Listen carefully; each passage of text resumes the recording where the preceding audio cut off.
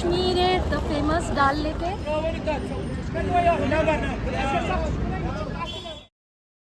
Hello, welcome back to As Told by Sinjini. Hope all of you are doing well. আজকে 8 March 2025 Saturday, আর আমি বসে আছি কলকাতা এয়ারপোর্টে because I am going for a trip. আমি শবিক বাবি মাম্মাম যাচ্ছি কাশ্মীর। আমাদের কলকাতা থেকে ফ্লাইট আছে up to Delhi, and then Delhi থেকে অ্যাগেন ফ্লাইট আছে ফর শ্রীনগর। আজকালকার দিনের প্রত্যেকটা মানুষেরই একটা ট্রাভেল বাকেট লিস্ট আছে। এই বাকেট লিস্টে জেনারেলি সেই সব জায়গার নাম থাকে যেখানে তারা জীবনে অন্তত একবার যেতে চান। আমার ট্রাভেল বাকেট লিস্টে ছিল দার্জিলিং, আগ্রার তাজমহল আর কাশ্মীর। আমি দার্জিলিংয়ে দুবার গিয়েছি, তাজমহলও দেখে ফেলেছি, আর এবার পালা কাশ্মীরের।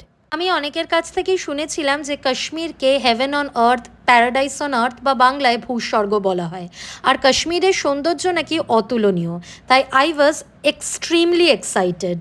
2 ঘন্টার মধ্যেই আমরা কলকাতা থেকে দিল্লি পৌঁছে গেলাম। আমাদের কলকাতা টু দিল্লির ফ্লাইট টার্মিনাল 1-এ ল্যান্ড করেছিল, কিন্তু আমাদের শ্রীনগরের ফ্লাইটটা ছাড়ার কথা ছিল টার্মিনাল 2 থেকে। তাই আমরা একটা শাটল বাসে চেপে টার্মিনাল 2-এ পৌঁছলাম। দিল্লিতে আমাদের 3 ঘন্টার লেওভার ছিল। 3 ঘন্টা তো আর শুধুমুধু বসে থাকা যায় না বলো, বরং মুখ চালালে সময় তাড়াতাড়ি কাটবে। চলে গেলাম দিল্লি এয়ারপোর্ট টার্মিনাল 2-এর ফুড কোর্টে, আর নিজেদের জন্য অল্প স্বল্প খাবার অর্ডার করে দিলাম। আমি নিয়েছিলাম ছোলে কুলচে। এই প্ল্যাটারটাতে মিষ্টি, কয়েক টুকরো পেঁয়াজ আর আচারও ছিল।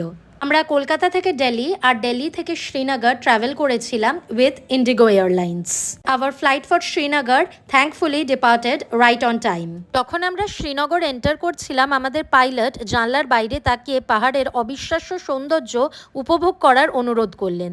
বরফে ঢাকা পাহাড়ের চূড়াগুলো এত কাছ থেকে দেখে আই ওয়াজ কমপ্লিটলি স্পিচলেস।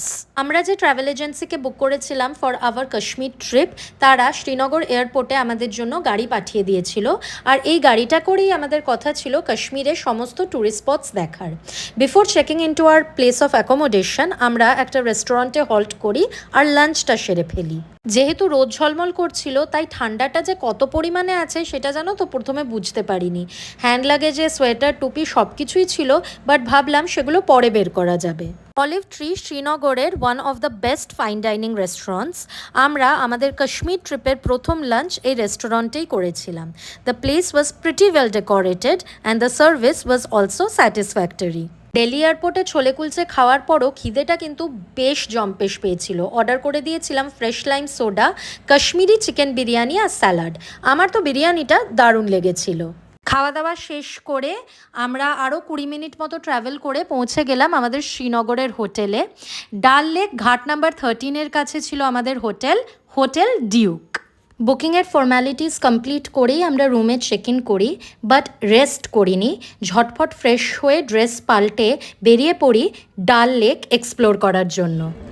আমরা এখন এসে গেছি কাশ্মীরের দ্য ফেমাস ডাল লেকে, যেখানে আমরা এখন শিকারা রাইড করব। শিকারা বোটসগুলোর চার্জেস এক একজন এক এক রকম বলবে, তোমরা অবশ্যই নেগোশিয়েট করে নিও। আমরা 1 ঘন্টা ঘুরেছিলাম আর পে করেছিলাম 2000 টাকা। আমরা শ্রীনগরের ফ্লাইটে শ্রীনগর আসতে গিয়ে আমরা পাহাড়ের ওপর দিয়ে যখন আসছিলাম, অসাধারণ দৃশ্য, সব মনোমুগ্ধকর। আমরা পার হয়ে হোটেলে পৌঁছেছি, হোটেল ডিউক, একদম আমাদের ডাল লেকের অপোজিটে। এখন আমরা চলে এসেছি শিকারা রাইডিংয়ে। এই শিকারা রাইডিংয়ে এই যে আমার বাবা, ওই যে আমার মা ভিডিও করছে, এই যে আমার ওয়াইফ। ডাল লেক শ্রীনগরের একটি অত্যন্ত জনপ্রিয় ট্যুরিস্ট ডেস্টিনেশন। পাহাড়ে ঘেরা এই লেকটি তার মুগ্ধ করা রূপ এবং শান্ত পরিবেশের জন্য বিখ্যাত। তোমরা কি জানতে ডাল লেককে শ্রীনগরের রত্ন বা কাশ্মীরের মণিমুক্তও বলা হয়? আমরা যখন শিকারা রাইড করছিলাম তখন আমাদের বোটের কাছে বেশ অনেকগুলো বোট এসেছিল জিনিসপত্র বিক্রি করতে, স্পেসিফিক্যালি স্যাফরান। তবে আমরা এই বোটগুলো থেকে স্যাফরান কিনিনি, কারণ কি এদের স্যাফরান জেনারেলি অথেন্টিক হয় না। তবে হ্যাঁ, কাশ্মীরি চা বা কাওয়া খেয়েছিলাম, উইচ ওয়াজ ভেরি টেস্টি। আর কাশ্মীরি ড্রেস পরে বেশ অনেকগুলো ফটোজ ক্লিক করে নিয়েছিলাম, যেগুলো তোমাদের সাথে এই ভিডিওরই শেষে শেয়ার করব। শিকারা করেই পৌঁছে গেলাম ফ্লোটিং মার্কেটে। এই মার্কেটের দোকানগুলোতে সোয়েটার, শাল, পঞ্চ, টুপি, বেডশিট আরও অনেক কিছু পাওয়া যাচ্ছিল। ডাল লেককে শুধুমাত্র একটা দর্শনীয় স্থান বললে কিন্তু ভুল বলা হবে। এই লেকটা কাশ্মীরের রীতিনীতি, প্রকৃতি আর জীবনযাত্রার একটা দারুণ প্রতিচ্ছবিও বটে। শিকারা রাইড কমপ্লিট করার পর আমরা চলে এলাম নাথু সুইটসে, বিকজ কিছু একটু চুটুর পুটুর খেতে ইচ্ছা করছিল। এখানে অনেক রকমের মিষ্টি পাওয়া যাচ্ছিল, আর আমরাও 2-3 রকমের মিষ্টি ট্রাই করলাম। কাশ্মীর ট্রিপের প্রথম দিনটা এভাবেই আমাদের কেটে গেল, আর সত্যি শিকারা রাইডটা খুব খুব খুব এনজয় করেছি। এবার তোমরা বলো তো এই ফটোসগুলো দেখে যে আমাকে আর শভিককে কাশ্মীরি ড্রেস পরে কতটা ভালো লাগছে। আমার কিন্তু নিজেকে একদম কাশ্মীর কি কলি মনে হচ্ছিল। এই ভিডিওটা যদি ভালো লেগে থাকে প্লিজ লাইক অ্যান্ড সাবস্ক্রাইব, আর আমি কাশ্মীরের সব ভ্লগসগুলো আস্তে আস্তে আপলোড করব, সো স্টে টিউনড।